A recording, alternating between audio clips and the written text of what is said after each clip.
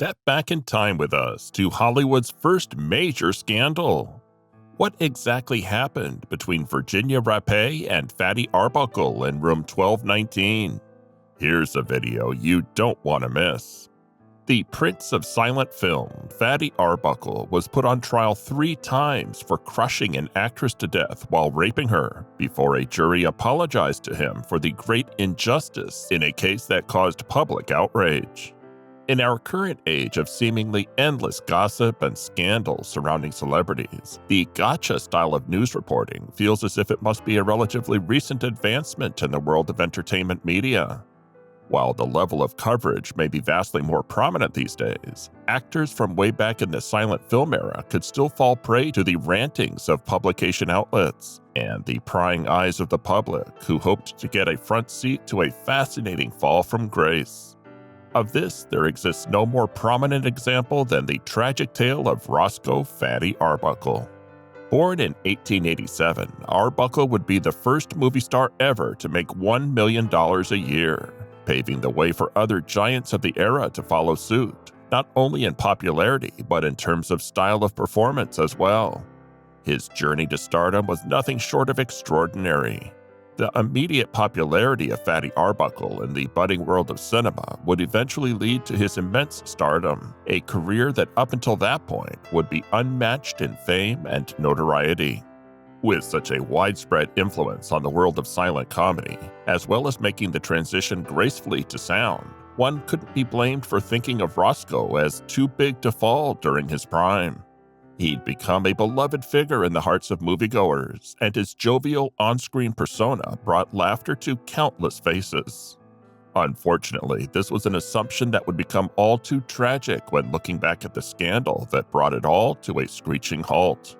Weighing 13 pounds at birth, it was apparent from the moment Roscoe came into this world that his nickname Fatty was destined to stick. This playful moniker, though initially a source of resentment for the young Roscoe, would later become an integral part of his persona, all in the name of entertainment. Roscoe's early years were marked by tragedy. Complications arising from his birth not only earned him his enduring nickname, but also led to the untimely death of his mother. To make matters worse, his father placed the blame squarely on the child's shoulders, refusing to provide any support. Abandoned and left to fend for himself, young Roscoe faced the harsh realities of the world at an early age. Undeterred by his difficult circumstances, Roscoe sought employment as an errand boy at the local theaters and hotels. It was here that his unique talents began to shine. He possessed an excellent singing voice and soon found himself recognized as a genuinely gifted performer.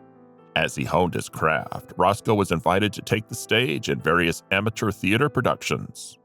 Despite his burgeoning talent, Roscoe's self-esteem suffered due to societal pressures and the comments of those who judged him based on his larger stature. As his theater work began to dwindle, Roscoe turned his attention to a burgeoning new industry in 1909, the motion picture business. At the time, general opinions of acting on film were quite low, with many considering live theater as the true home for the art of acting.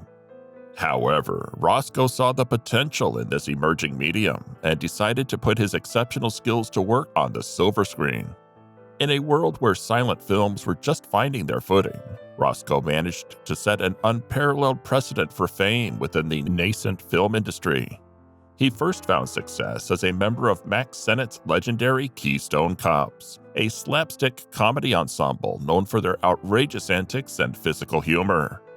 Roscoe's comedic timing and knack for physical comedy made him a standout performer, capturing the hearts of audiences. Success continued as Roscoe gradually transitioned from supporting roles to starring ones.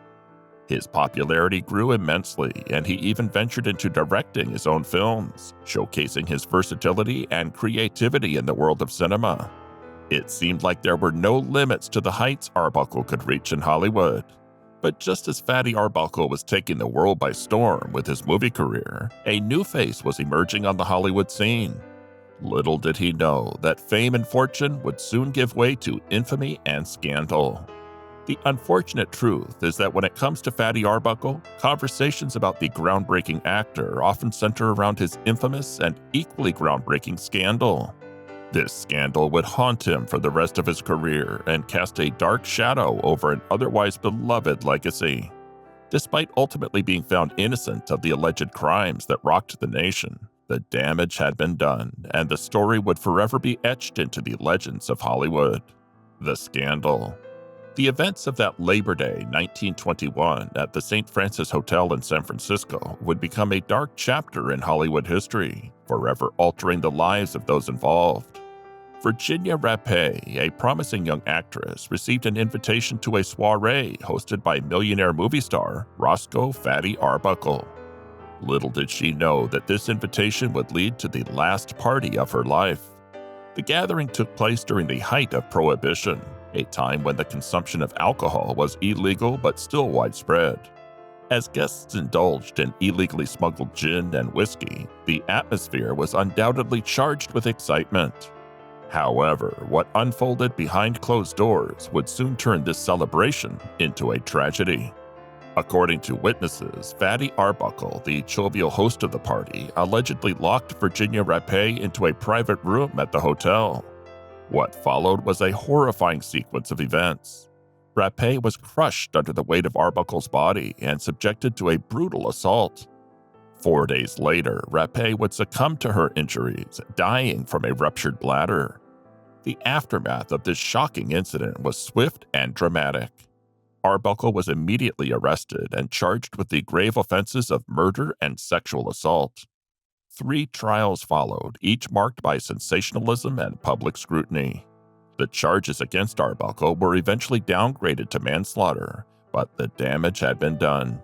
During this tumultuous period, a smear campaign was launched against both Roscoe Arbuckle and Virginia Rapé.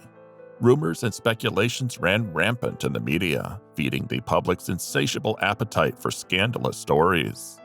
Hollywood, which was still finding its footing as an industry, was thrust into the spotlight for all the wrong reasons. In a rare turn of events, Fatty Arbuckle was eventually acquitted of the charges against him. The jury issued an apology, acknowledging that a great injustice had been done to the actor. However, the stain on his reputation was indelible, and the scandal would forever haunt him. Virginia Rapé's tragic story indeed marks a pivotal moment in Hollywood history, as it is widely regarded as the first major sex scandal to rock the industry. Before September 5, 1921, when her life took a tragic turn, Rapé was an up-and-coming actress with dreams of making it big in the burgeoning world of cinema. At the time, Rapé was living with her longtime boyfriend, Henry Lehrman, who was both a director and producer in Hollywood. Despite her modest beginnings, Rapé had already started making her mark in the entertainment world.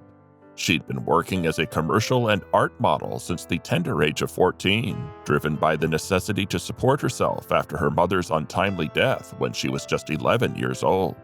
Virginia Rapé's resume, while still in its early stages, showed promise.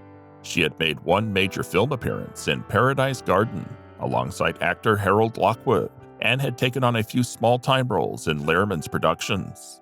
Her aspirations were clear, and she was on a path to building a career in the glamorous world of Hollywood. The events of that fateful evening at the St. Francis would forever change the course of Rapé's life. One of the prevailing rumors surrounding the incident was that Fatty Arbuckle had lured the young actress into a room separate from the main party, promising to discuss the advancement of her career. It was a narrative that captured the public's attention and fueled sensational headlines. However, the truth, as recounted by witnesses, revealed a completely different story. The accounts of Mrs. Maud Delmont, a friend who attended the ill-fated party at the St. Francis, provide a chilling glimpse into the events that unfolded that evening. Despite the stringent prohibition laws in place, alcohol was flowing freely at the gathering, and Mrs. Delmont herself was partaking in the illicit libations. She would later testify during the trials that followed, vehemently denying that alcohol had affected her memory.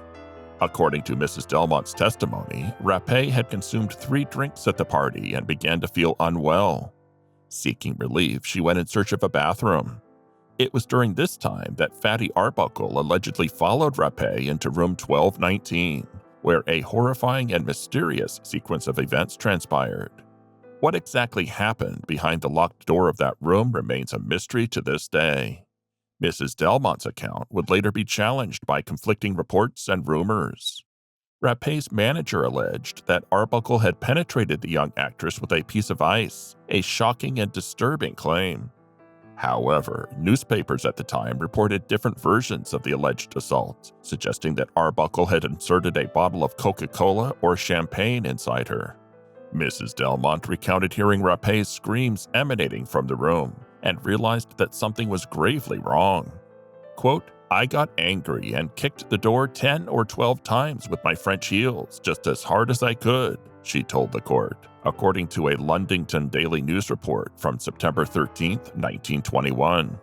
30 minutes later, she said, Arbuckle emerged from the room after Mrs. Delmont called the assistant manager of the hotel up to the party out of concern for her friend's well-being. Quote, "He stood there in his pajamas," Mrs. Delmont said. Quote, "He was wearing Virginia's hat. We all rushed in and saw Virginia lying on the bed, tearing at her clothes and moaning that she was dying." Amidst this chaos, Rapé managed to utter just 3 words to a friend: "He hurt me." It was a heartbreaking testament to the pain she had endured. Tragically, 4 days later, Rapé would pass away, dying from her injuries.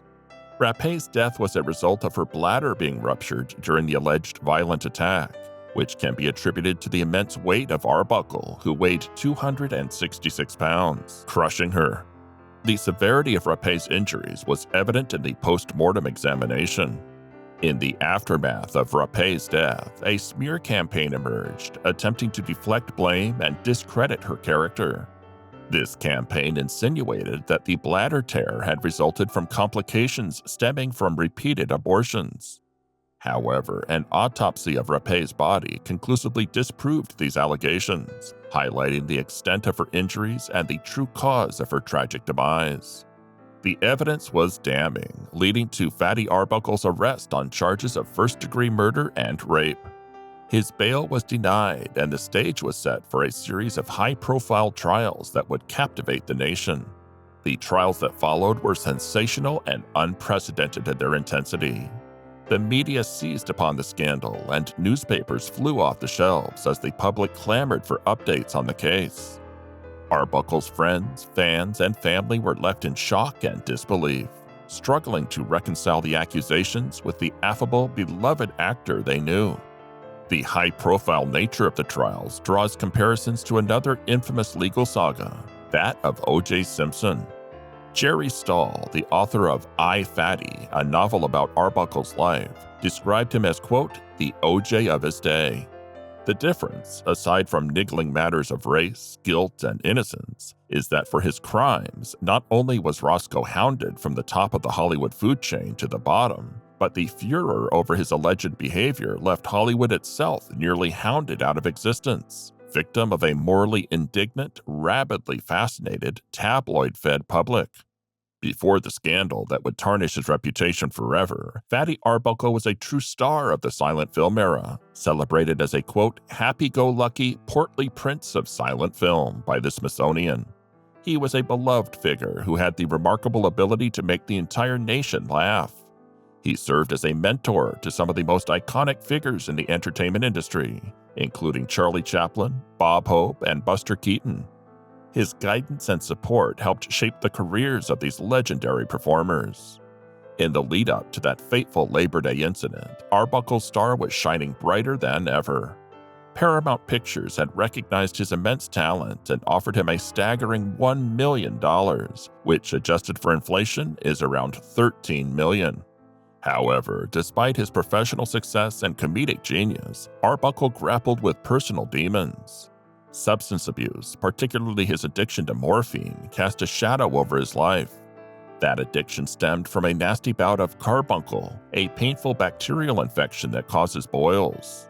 As he sought relief from the physical pain, he fell into the grip of addiction, a battle that would haunt him. Furthermore, alcohol had a profoundly negative effect on Arbuckle's personality. When he drank, his positive personality would fade, and he'd quickly become angry, combative, and bullying. The trials. The legal saga that unfolded following Fatty Arbuckle's arrest was marked by a series of trials that captured the nation's attention. Arbuckle's first 2 trials ended in a deadlock, with juries unable to reach a verdict. Throughout the proceedings, Arbuckle's defense mounted a vigorous case in his favor. Arbuckle's version of events was that he had discovered Rapé in room 1219 in a state of extreme distress, suffering from what he described as hysteria. According to his testimony, she was vomiting and attempting to remove her clothing. This narrative, presented by the defense, aimed to paint a picture of a woman in severe physical distress, potentially due to alcohol consumption. Medical experts called to testify played a pivotal role in the trials. They argued that Rapé had a pre-existing chronic bladder condition that could have been exacerbated by alcohol consumption, suggesting that this condition might have been the primary cause of her death. This testimony cast doubt on the prosecution's claims of sexual assault. Furthermore, the physicians who examined Rapé testified that they found no concrete evidence of sexual assault. This testimony further bolstered Arbuckle's defense. Arbuckle's legal team also questioned the credibility of the prosecution's star witness, Mrs. Belmont, who had a history of criminal activity related to fraud. This raised doubts about her reliability and the veracity of her testimony. Throughout this tumultuous legal battle, Fatty Arbuckle had a formidable group of supporters, including his mentees Charlie Chaplin and Buster Keaton. They stood by him during this trying time and continued to believe in his innocence. It was during the third and final trial that a dramatic turn of events occurred. The jury, after a mere 5 minutes of deliberation, acquitted Arbuckle of the more severe charges of murder and rape. Instead, he was found guilty of the reduced charge of manslaughter. In an extraordinary move, the jury issued a lengthy statement apologizing to Arbuckle, expressing their belief that a great injustice had been done to him. Here's what the jury said, quote, "Acquittal is not enough for Roscoe Arbuckle. We feel that a great injustice has been done him. We feel also that it was only our plain duty to give him this exoneration under the evidence, for there was not the slightest proof adduced to connect him in any way with the commission of a crime. He was manly throughout the case and told a straightforward story on the witness stand, which we all believed. This happening at the hotel was an unfortunate affair for which Arbuckle, so the evidence shows, was in no way responsible. We wish him success. Roscoe Arbuckle is entirely innocent and free from all blame." The aftermath of the trials left Arbuckle in a state of personal and professional turmoil. While he did not face legal repercussions from the alleged rape, the damage to his reputation and career was devastating. In Hollywood, Arbuckle was effectively blackballed from the film industry. This exclusion extended beyond his future prospects. Many copies of the films he had already acted in before the trials were intentionally destroyed or buried. His name had become synonymous with scandal, and producers and studios were hesitant to be associated with him in any way. In a desperate attempt to distance himself from the notoriety surrounding his name, Arbuckle sought to change it. He assumed the pseudonym Will Be Good, a play on words that aimed to present a more positive image. However, he soon realized that this alias was too on the nose and opted for the name William Goodrich. Despite the challenges and the bad press that seemed impossible to shake, Arbuckle managed to mount a comeback in the world of Hollywood. He transitioned into directing under the pseudonym William B. Goodrich and ventured into live stage performances. However, his longing to return to the screen remained strong. It was the support and persistence of his friends and fellow legends in the entertainment world, such as Buster Keaton and Charlie Chaplin, that finally convinced Jack Warner to give Arbuckle a second chance. Under Warner's label, Arbuckle was featured in a series of comedy shorts, marking his triumphant return to the screen after an 11-year hiatus. This time, he embraced the era of sound and film, showcasing his versatility as a performer. Amidst the tumultuous ups and downs of his professional life, Arbuckle's personal life was equally challenging. His first wife, fellow silent film actress Minta Durfee, filed for divorce in 1925. citing desertation as the cause, alleging that Arbuckle had abandoned her. Arbuckle soon remarried, but his second marriage to Doris Dean faced similar difficulties. 4 years after their marriage in 1925, Dean also filed for divorce, citing desertation and abuse as reasons for the dissolution of their union. In 1931, Arbuckle took another shot at marriage, this time with film actress Addie McPhail. Unlike his previous marriages, this one endured until the end of his life, providing a sense of stability and companionship. As fate would have it, on the day of his death, it seemed that things were finally looking up for the disgraced actor. Arbuckle had just signed a promising deal with Warner Brothers to star in 6 short films, marking a potential resurgence in his career. Filled with optimism and perhaps a sense of redemption, he went out that evening to celebrate with friends. Reportedly, Arbuckle declared, quote, "This is the best day of my life." However, that night at the age of 46, tragedy struck. He suffered a heart attack in his sleep and his life came to an untimely end. The legacy of the Arbuckle case extends beyond the courtroom and the silver screen. It launched a movement that had never been seen before in American history. Women took to the streets to protest, demanding that the actor be held accountable for his actions. These protests marked a pivotal moment in history as they represented the first organized rallying against the acceptance of sexual misconduct within society. It's over. The astonishing tale of Hollywood's first ever sex scandal involving Fatty Arbuckle and Virginia Rapé. Don't forget to like, subscribe, and stay tuned for more exciting historical stories.